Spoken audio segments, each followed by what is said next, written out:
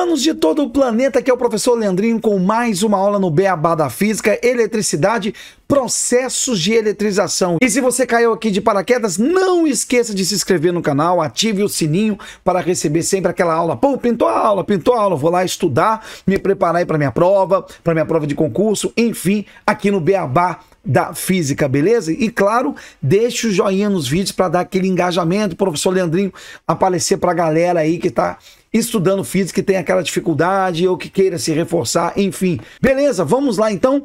Processos de eletrização, começando com o atrito. Muito simples, tá? Muito tranquilo. São os processos de eletrização que vão fazer o corpo obter uma carga elétrica. Então estamos vendo ali um bastão de vidro com mesma quantidade de prótons, mesma quantidade de elétrons. Então ele está eletricamente neutro, tá? Assim como também o pedaço de lã. O que ocorreu? Pegou o pedaço de lã e esfregou, atritou com bastão de vidro. Claro, olha o grão final.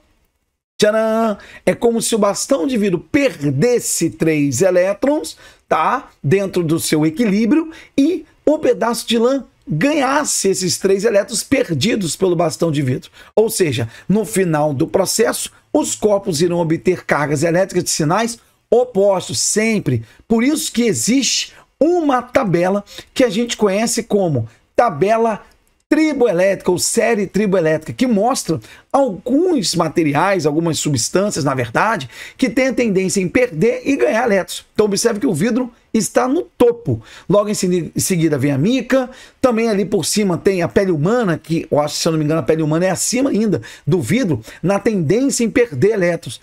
E depois vem a lã. Então, entre o vidro e a lã, o vidro tem maior tendência em ficar o quê? Positivo, em perder elétrons. Por isso que a lã ficou negativa, recebeu os elétrons do vidro. Mas, por exemplo, se fosse lã e algodão, o algodão está abaixo da lã.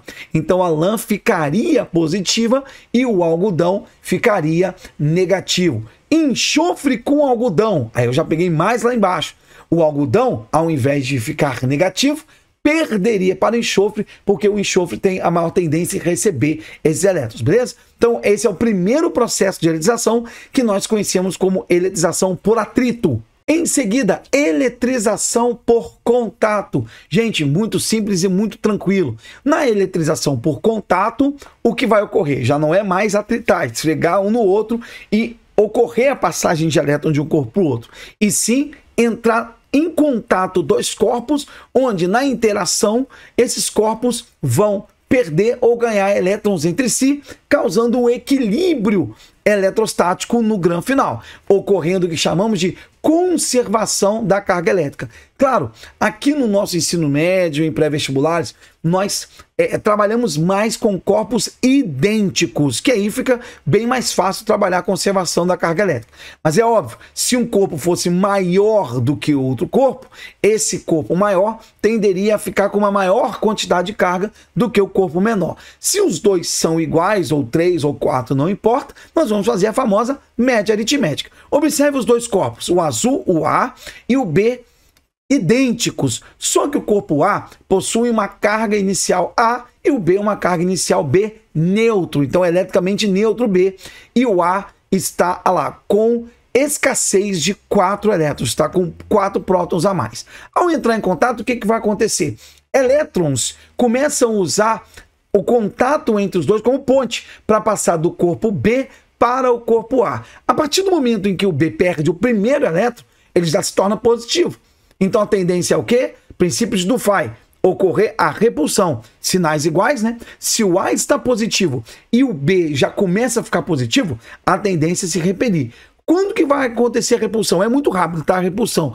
Quando ocorrer o equilíbrio eletrostático, ou seja, quando ocorrer a conservação da carga, essa divisão para os dois corpos, pois eles são iguais. Então vai ocorrer a distribuição igual para os dois. Somou as cargas iniciais, dividiu entre os dois, o grão final vai mostrar que a carga do corpo A será igual à carga do corpo B. Observe que o A ficou com escassez agora de 2, estava com escassez de 4, e o B, que estava neutro, passou a ter uma carga elétrica de mesmo sinal, positiva, também faltando 2 elétrons. E ali embaixo eu anotei para vocês a expressão como obter a carga elétrica final de dois corpos, o A e o B no caso, né? Soma as cargas iniciais e divide por 2 se forem dois corpos. Se forem 3, as cargas dos 3 serão também idênticas. Juntou os 3, soma as 3 cargas iniciais e divide por 3. Se forem 4, a mesma coisa, sempre fazendo a média aritmética. Não confunda com alguns exercícios que fazem alguns tipos de situações.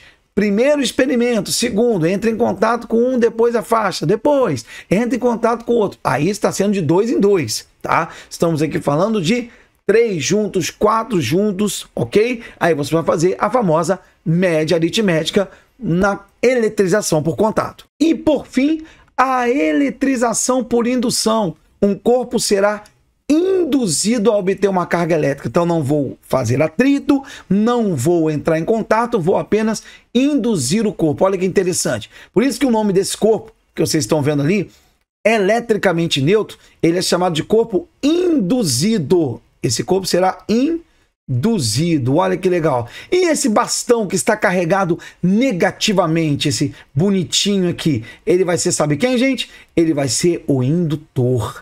É ele que vai fazer o meu corpo ter uma carga elétrica. Então ele vai ser o indutor. Como que ele vai fazer isso? Claro que vai ter uma ajudinha ali na frente que vocês vão ver. Mas ao aproximar o bastão negativo do corpo neutro, olha o que vai acontecer. Nós sabemos que os elétrons que se movem facilmente, principalmente em condutores, né? Em condutores eles se movem bem mais fácil. Isolantes, nem tanto. Falando um pouco da diferença entre condutores e isolantes, né? Os condutores, como os metais, a água mineral, por exemplo, né? Água com sais minerais, eles permitem com que os elétrons eles estejam livres, com uma ligação bem fraca com os prótons no núcleo. Então eles podem mover facilmente no próprio corpo ou até mesmo ir para o outro corpo em processos de eletrização. Esses são os condutores. E os isolantes podem se eletrizar também, sem problema. Só que os isolantes têm uma ligação com prótons, os elétrons têm uma ligação com o próton bem mais forte. Então eles não ficam tão livres. Se você eletriza um lado de um corpo isolante, por exemplo, o outro lado pode ser que não se eletrize. Por quê? Os elétrons não têm essa liberdade de poder passear no corpo inteiro, ser livres no corpo inteiro, ok? É uma diferença aí entre condutor e isolante. Então nós temos ali um corpo eletricamente negativo aproximando do induzido. O que acontece? Sinais iguais se repetem. Então ele vai repelir os elétrons. E os elétrons vão lá para outra extremidade.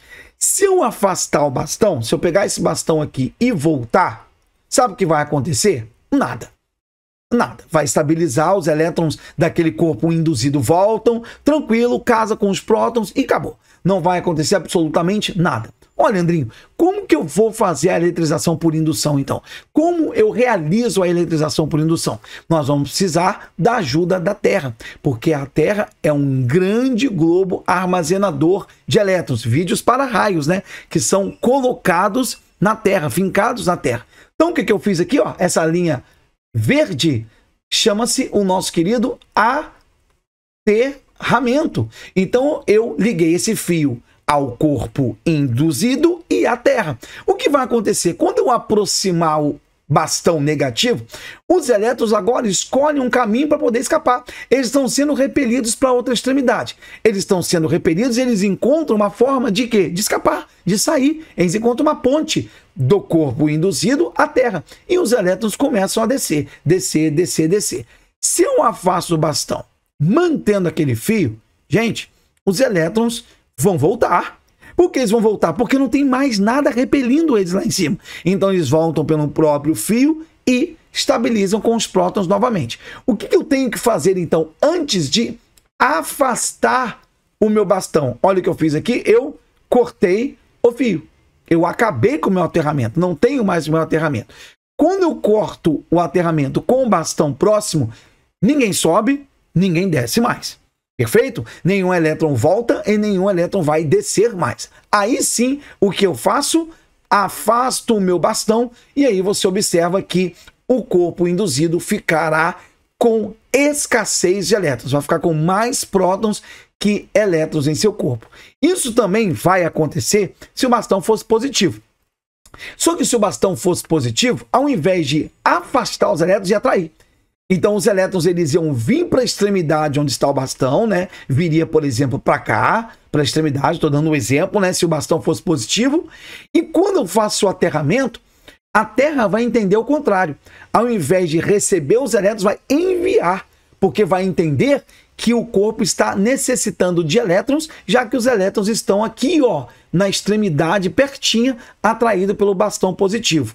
Como é que eu vou eletrizar? Cortou o aterramento, elétron não sobe mais, os elétrons que subiram vão ficar, afasta o bastão para os elétrons voltarem ao normal, aqueles que estavam atraídos aqui, e aí, gente, eu vou ficar, ó, cheio de elétron no corpo, carregado negativamente. Observe que na eletrização por indução, o corpo induzido vai ficar com carga de sinal oposto ao indutor. O induzido, ele ficou positivo e o indutor, nesse caso, era negativo, ou vice-versa. No contato, os corpos vão obter cargas de sinais iguais e no atrito, os corpos vão obter cargas de sinais também opostos. Beleza? Mais uma aulinha de eletrostática, processos de eletrização e ó, tá bacana, vamos fazer exercícios mais à frente, vamos também ter aula da força elétrica em breve, então fique ligado, ative o sininho para você não perder nenhuma aula de eletrostática. Hashtag Física na Veia, beijos e até a próxima aula.